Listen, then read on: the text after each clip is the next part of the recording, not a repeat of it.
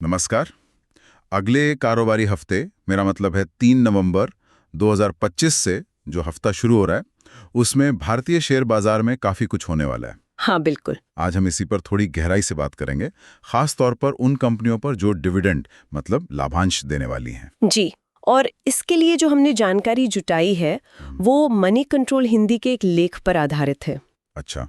हमारा मकसद यही है कि भाई निवेशकों के लिए अगले हफ्ते क्या जरूरी है, कौन सी कंपनियां, कौन सी तारीखें अहम हैं और इन सब घोषणाओं का मतलब क्या है उसे समझें। सही कहा आपने, क्योंकि सिर्फ कंपनी का नाम जान लिया या डिविडेंड कितना है उतना काफी नहीं होता। नहीं होता, बिल्कुल। ये ex dividend date, record date, फिर वो स्टॉक स्प्लिट, स्पिन ऑफ, ये सब क्या चीजें हैं और आज के T+1 वाले माहौल में इनका क्या असर पड़ता है, ये समझना पड़ेगा। हाँ, और इस हफ्ते जैसा कि वो लेख बता रहा है, करीब 31 कंपनियां एक्स डिविडेंड हो रही हैं। 31?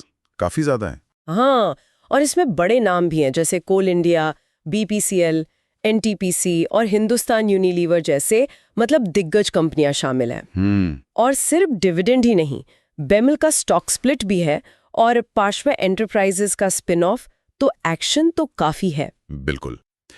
ये सिर्फ आंकड़े नहीं लगते, ये कंपनियों की कोई ना कोई रणनीति या निवेशकों पर असर डालने वाले संकेत भी हो सकते हैं। एग्जैक्टली। तो चलिए फिर शुरू करते हैं और समझते हैं कि अगले हफ्ते निवेशकों को किन किन बातों पर ध्यान देना चाहिए। हाँ, जरूर। सबसे पहले कुछ बेसिक बातें क्लियर कर लेते हैं, खासकर उनके लिए जो शायद बाजार में नए हों। ये एक्स डिविडेंड डेट जो हम सुनते हैं, ये आखिर होती क्या है? हाँ, देखिए, ये समझना बहुत जरूरी है। जब कोई कंपनी डिविडेंड अनाउंस करती है तो वो एक रिकॉर्ड डेट भी बताती है। हाँ। मतलब वो तारीख जिस दिन कंपनी के रिकॉर्ड में आपका नाम होना चाहिए शेयर होल्डर के तौर पर, तभी डिविडेंड मिलेगा। ठीक है। लेकिन ये जो एक्स डिविडेंड डेट है, ये आमतौर पर रिकॉर्ड डेट से एक कारोबारी दिन पहले होती है। एक दिन पहले? हाँ, तो अगर कोई एक्स डिविडेंड डेट पर या उसके बाद शेयर खरीदता है तो उसे वो वाला डिविडेंड नहीं मिलता। अच्छा, तो वो किसको मिलता है फिर? वो बेचने वाले को मिलता है, क्योंकि खरीदने वाले का नाम रिकॉर्ड डेट तक कंपनी के रिकॉर्ड में नहीं आ पाता। तो मतलब सीधी बात ये हुई कि अगर डिविडेंड चाहिए तो एक्स डिविडेंड डेट से पहले शेयर आपके पास होना चाहिए, है ना? बिल्कुल सही। यहीं पर वो T+1 सेटलमेंट का रोल आता है। हाँ हाँ। क्योंकि अब शेयर खरीदने के अगले ही दिन मतलब T+1 पर आपके डीमैट में आ जाते हैं। तो रिकॉर्ड डेट पर नाम दर्ज करवाने के लिए आपको रिकॉर्ड डेट से कम एक दिन पहले शेयर खरीदना ही होगा। और वही दिन एक्स डिविडेंड डेट बन जाता है। ये एक तरह से डिविडेंड पाने की कट ऑफ डेट है। समझ गया। तो एक्स डेट और रिकॉर्ड डेट दोनों इंपॉर्टेंट है और T+1 की वजह से अब चूक की गुंजाइश कम है, मतलब ध्यान रखना ही पड़ेगा। बिल्कुल। तो चलिए अब हफ्ते पर आते हैं। 3 नवंबर यानी सोमवार से क्या हो रहा है? हाँ जी, सोमवार 3 नवंबर को ही 5 कंपनियां एक्स डिविडेंड हो रही हैं। ओके। इनमें एक तो कोलगेट पामोलिव है, वो 24 रुपए प्रति शेयर का डिविडेंड दे रही है। 24 रुपए कोलगेट से? ठीक है, FMCG का बड़ा नाम है। हाँ, फिर DCM श्रीराम है, 3 रुपए 6 प्रति शेयर। और फिर है ओरेकल फाइनेंशियल सर्विसेज सॉफ्टवेयर, जिसका डिविडेंड है 130 रुपए प्रति शेयर। 130 रुपए? ये तो काफी बड़ा डिविडेंड है। हाँ, ये काफी बड़ा है। और एक और बड़ा डिविडेंड है श्री सीमेंट से, 80 रुपए प्रति शेयर। श्री सीमेंट 80 रुपए, वाह! ये दोनों तो मतलब काफी ध्यान खींचने वाले डिविडेंड्स हैं। बिल्कुल। ओरेकल और श्री सीमेंट के डिविडेंड्स पर नजर रहेगी। इतनी बड़ी रकम है तो हो सकता है कंपनी की फाइनेंशियल हेल्थ काफी अच्छी हो या कोई और वजह हो, देखना पड़ेगा। हाँ, वो तो है। और कौन है सोमवार को? एक और है सुप्रीम इंडस्ट्रीज, 11 रुपए प्रति शेयर। ठीक है, तो ये 5 हो गए डिविडेंड वाले। लेकिन सोमवार को सिर्फ यही नहीं है, शायद कुछ और भी था। हाँ, सोमवार को ही BML लिमिटेड का स्टॉक स्प्लिट भी है। अच्छा, BML का स्टॉक स्प्लिट, ये 10 रुपए की फेस वैल्यू से 5 रुपए हो रहा है। जी हाँ, फेस वैल्यू आधी हो रही है। तो इसका मतलब क्या होता है निवेशकों के लिए? शेयर सस्ता हो जाता है। हाँ, होता यह है कि कंपनी अपने मौजूदा शेयरों को, जैसे इस केस में, हर 10 रुपए वाले एक शेयर को 5 रुपए वाले 2 शेयरों में बांट देती है। अच्छा, तो शेयर का जो बाजार भाव होता है वो भी आधा हो जाता है। तो शेयर सस्ता दिखने लगता है। तो इससे क्या मतलब, लोग ज्यादा खरीदते हैं, लिक्विडिटी बढ़ती है। हाँ, अक्सर यही होता है। लिक्विडिटी मतलब खरीद फरोख्त बढ़ जाती है। छोटे निवेशक जो शायद पहले महंगा समझकर नहीं ले पा रहे थे, वो अब ले सकते हैं। लेकिन ये समझना जरूरी है कि इससे कंपनी के फंडामेंटल्स नहीं बदलते। मतलब कंपनी की कमाई या मुनाफा उतना ही रहता है। ये बस एक अकाउंटिंग एडजस्टमेंट है। तो सिर्फ स्प्लिट देख के शेयर खरीद लेना सही नहीं होगा? मेरे हिसाब से तो नहीं। स्प्लिट से लिक्विडिटी भले बढ़ जाए, लेकिन निवेश का फैसला तो कंपनी के बिजनेस, उसकी ग्रोथ, इन सब पर होना चाहिए। फंडामेंटल्स देखने चाहिए। बिल्कुल सही पॉइंट है। चलिए, सोमवार हो गया, अब मंगलवार 4 नवंबर को क्या एक्शन है? मंगलवार को 6 और कंपनियां एक्स डिविडेंड हो रही हैं। ओके, 6 कंपनियां। इसमें भंसाली इंजीनियरिंग पॉलिमर्स है, ₹1 प्रति शेयर।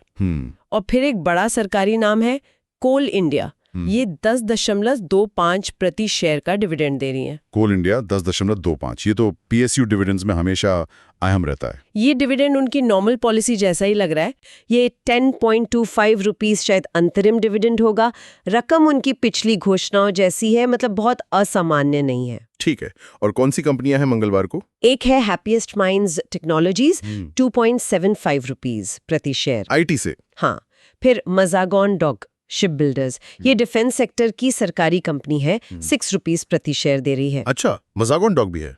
फिर रेलटेल कॉर्पोरेशन ऑफ इंडिया, ये रेलवे वाली सरकारी कंपनी है, 1 रुपी प्रति शेयर। और संद्रम फास्टनर्स, 3.75 रुपीस प्रति शेयर। तो मंगलवार को तो सरकारी कंपनियों का बोलबाला दिख रहा है। Coal India, Mazagon dock, RailTel, defence, railway, ये सेक्टर वैसे भी आजकल फोकस में है। बिल्कुल। और मंगलवार को एक और चीज हो रही है, परशव एंटरप्राइजेज लिमिटेड का स्पिन ऑफ।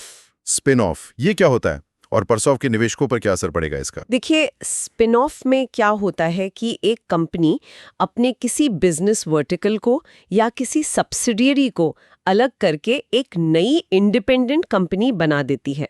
ओके।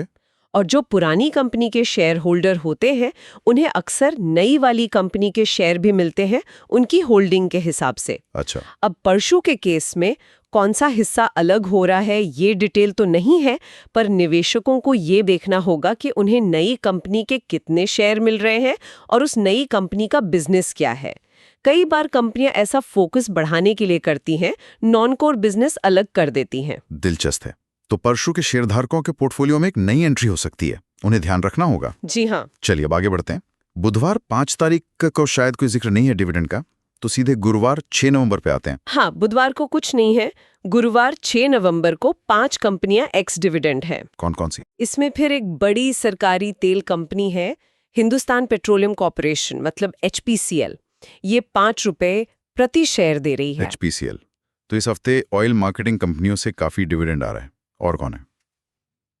गुरुवार को Nippon life India asset management, जो AMC है, नाम इंडिया, वो ₹9 प्रति शेयर दे रही है। अच्छा, निपॉन लाइफ ₹9। हाँ। शेयर इंडिया सिक्योरिटीज का डिविडेंड काफी छोटा है, सिर्फ 40 पैसे प्रति शेयर। 40 पैसे। फिर TD पावर सिस्टम्स है ₹1 प्रति शेयर, और वैभव ग्लोबल है ₹1.5 प्रति शेयर। तो गुरुवार को HPCL और निपॉन लाइफ थोड़े बड़े नाम लग रहे हैं। शेयर इंडिया का डिविडेंड छोटा है, पर ठीक है, उनकी पॉलिसी होगी। हाँ। और अब आते हैं हफ्ते के आखिरी दिन, शुक्रवार 7 नवंबर पर। लगता है असली एक्शन तो इसी दिन है। बिल्कुल सही पकड़ा आपने। शुक्रवार को तो लाइन लगी है। एक साथ 15 कंपनियां एक्स डिविडेंड हो रही हैं। 15? बाप रे, ये तो बहुत ज्यादा है। हाँ, डिविडेंड इन्वेस्टर्स के लिए तो ये दिन सबसे बिजी रहेगा। लिस्ट लंबी है, तो कुछ खास नामों पे फोकस करते हैं। हाँ बिल्कुल, कौन से बड़े नाम हैं? सबसे पहले एक और सरकारी तेल कंपनी, भारत पेट्रोलियम कॉर्पोरेशन यानी BPCL। ये ₹7.5 प्रति शेयर दे रही हैं। BPCL भी ठीक है। फिर है FMCG की दिग्गज हिंदुस्तान यूनिलीवर, HUL। वो ₹19 प्रति शेयर का डिविडेंड दे रही हैं। HUL से ₹19, ये भी अच्छा है। और बिजली सेक्टर की बड़ी सरकारी कंपनी NTPC, वो ₹2.75 प्रति शेयर दे रही हैं। BPCL, HUL, NTPC, ये तो सब निफ्टी के हैवी वेट्स हैं। हाँ, इन पर तो बाजार की नजर रहेगी ही। HUL का ₹19 तो कंज्यूमर सेक्टर के हिसाब से काफी अच्छा है। और कोई बड़ा डिविडेंड है शुक्रवार को, मतलब एकदम बड़ा वाला? हाँ, एक बहुत ही बड़ा डिविडेंड है सनूफी इंडिया की तरफ से, ₹75 प्रति शेयर। ₹75 सैनोफी से। फार्मा MNC है ये तो जबरदस्त है। इस हफ्ते का सबसे बड़ा यही हुआ फिर। हाँ, लगता तो यही है, ₹75। ये देखना पड़ेगा कि ये कोई स्पेशल डिविडेंड है या क्या। इतनी बड़ी रकम के पीछे अक्सर कोई खास वजह होती है, जैसे कोई एसेट सेल वगैरह हुई हो या फिर कैश फ्लो बहुत स्ट्रांग हो। सही बात है, निवेशकों को चेक करना चाहिए ये। सैनोफी का ये डिविडेंड तो मतलब बड़ी खबर है। बिल्कुल। और भी है शुक्रवार को। हाँ, और कौन है? CAMS है, कंप्यूटर एज मैनेजमेंट सर्विसेज, जो म्यूचुअल फंड RTA है, वो ₹14 प्रति शेयर दे रही है। CMS ₹14, ठीक है। डाबर इंडिया है, ₹2.75 प्रति शेयर, एक और FMCG company Dabur. Godrej consumer products भी है 5 रुपए प्रति शेयर। हेल्थ केयर से डॉक्टर लाल पाथ लैब्स है 7 रुपए प्रति share. CAMS, Dabur, Godrej consumer, doctor Lal path labs, ये सब भी जाने माने नाम हैं अपने अपने सेक्टर्स में। शुक्रवार को तो काफी डाइवर्सिटी है। हाँ, और भी है। Aptus value housing finance 2, Balkrishna industries जो टायर बनाती है 4 रुपए, डॉक्टर अग्रवाल्स आई हॉस्पिटल 3 रुपए, मनापुरम फाइनेंस 0.5 रुपीज। सिर्फ 50 पैसे मणप्पुरम से, ये तो काफी कम लग रहा है। हाँ, ये काफी कम है दूसरों के मुकाबले, उनकी पॉलिसी होगी। फिर नवीन फ्लोरिन इंटरनेशनल है केमिकल वाली 6.5 रुपए, आरआर केबल 4 और श्रीराम फाइनेंस 4.8 रुपए प्रति share. Balkrishna, Navin fluorine, RR cable, Shriram finance, अलग अलग सेक्टर से और नाम जुड़ गए। शुक्रवार की लिस्ट तो वाकई बहुत लंबी और फैली हुई है। और एक और बात, शुक्रवार को सिर्फ इक्विटी डिविडेंड नहीं है, 3 रीट्स भी हैं। अच्छा, REITs, real estate investment trusts. हाँ, Brookfield India REIT, Embassy office parks REIT और माइंडस्पेस बिजनेस पार्क्स रीट ये अपनी इनकम डिस्ट्रीब्यूशन कर रही हैं। इनकम डिस्ट्रीब्यूशन, ये डिविडेंड जैसा ही होता है या कुछ अलग है? ये डिविडेंड से थोड़ा अलग होता है। रीट्स क्या करती हैं, वो निवेशकों से पैसा लेकर किराया कमाने वाली प्रॉपर्टीज जैसे ऑफिस बिल्डिंग, मॉल वगैरह में लगाती हैं। हाँ। और सेबी के नियम कहते हैं कि उन्हें अपनी कमाई का बड़ा हिस्सा, करीब 90% यूनिट होल्डर्स को बांटना पड़ता है। ओके। इसे डिस्ट्रीब्यूशन इसलिए कहते हैं क्योंकि इसमें सिर्फ प्रॉफिट का हिस्सा नहीं, बल्कि किराए की इनकम और कभी-कभी कैपिटल रिटर्न भी शामिल हो सकता है। तो जो लोग रीट्स में निवेश करते हैं, उनके लिए ये रेगुलर इनकम की तरह है। समझ गया। तो शुक्रवार को इक्विटी होल्डर्स के साथ साथ रीट यूनिट होल्डर्स के लिए भी कमाई का दिन है? बिल्कुल। तो अगर हम पूरे हफ्ते को देखें तो ये तो साफ है कि कॉर्पोरेट एक्शन के लिहाज से, खासकर डिविडेंड्स के मामले में, ये हफ्ता काफी एक्शन पैक रहने वाला है। हाँ, निश्चित रूप से। और हमने देखा कि हर तरह के सेक्टर से कंपनियां हैं। सरकारी कंपनियां हैं, coal India, BPCL, HPCL, NTPC, Mazagon dock, RailTel. तो प्राइवेट सेक्टर के बड़े नाम भी हैं, HUL, Shree cement, Oracle, Sanofi, Colgate, Dabur, Godrej consumer, list लंबी है। ये डाइवर्सिटी अच्छी है, निवेशकों को अपने इंटरेस्ट के हिसाब से देखने के मौके मिलते हैं। तेल, कोयला, बिजली, cement, FMCG, IT, pharma, finance, AMC, chemicals, defence, railway, लगभग हर इंडस्ट्री है। सही कहा। लेकिन इस सारी हलचल में निवेशकों के लिए सबसे बड़ा टेकअवे क्या है? मेरे ख्याल से तो तारीखों का ध्यान रखना। हाँ, वो एक्स डिविडेंड डेट और रिकॉर्ड डेट। बिल्कुल। और T+1 को ध्यान में रखते हुए एक दिन चूके तो डिविडेंड गया हाथ से। ये बिल्कुल सही पॉइंट है। और डिविडेंड के अलावा जो दूसरी चीजें हैं, जैसे बीएमएल का स्प्लिट और परश्वा का स्पिन ऑफ, उन पे भी नजर रखनी होगी। हाँ, क्योंकि स्प्लिट से शेयर की कीमत और लिक्विडिटी बदल सकती है, और स्पिन ऑफ से तो कंपनी का स्ट्रक्चर ही बदल सकता है, और शायद आपकी होल्डिंग भी। इनके लॉन्ग टर्म असर को समझना भी जरूरी है, सिर्फ खबर देखकर रिएक्ट नहीं करना चाहिए। सही बात है। इन्हें कंपनी की स्ट्रैटेजी के हिस्से के तौर पे देखना चाहिए और सोचना चाहिए कि आपके निवेश पर इसका क्या असर पड़ेगा। तो चलिए एक बार फटाफट रिकैप कर लेते हैं इस हफ्ते की मुख्य बातें। 3 नवंबर से शुरू होने वाला हफ्ता कॉर्पोरेट एक्शन से भरा है। कुल 31 कंपनियां एक्स डिविडेंड हो रही हैं। जी हाँ, सोमवार को ऑरेकल 130 रुपए और श्री सीमेंट 80 रुपए के बड़े डिविडेंड्स हैं, साथ में कोलगेट 24 रुपए भी। मंगलवार को कोल इंडिया 10.25 रुपए और मैज़गांव डॉक 6 रुपए प्रमुख हैं।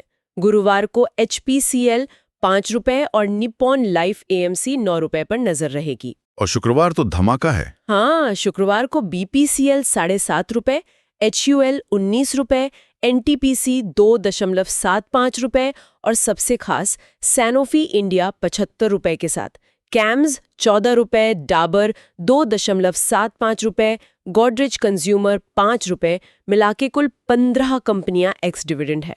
और डिविडेंड के अलावा सोमवार को बीएमएल का स्टॉक स्प्लिट है, फेस वैल्यू 10 रुपए से 5 रुपए।